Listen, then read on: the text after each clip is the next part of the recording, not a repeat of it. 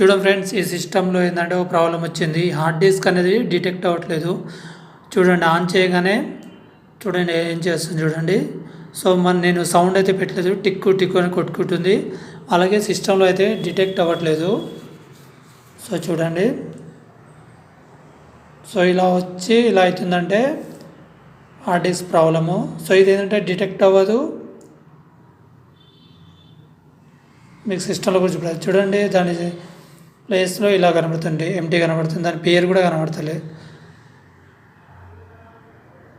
So ఇది ఏంటంటే కొన్ని సందర్భాల్లో రిపేర్ అయిపోతుంది, కానీ కొన్ని సందర్భాల్లో అయితే రిపేర్ అవ్వదు. సో మీ సిస్టమ్ ఇలా ప్రాబ్లం వచ్చిందంటే సో ఎక్కువ శాతం అయితే రిపేర్ అయిపోతుంది, కానీ కొన్నిసార్లు అవ్వదు.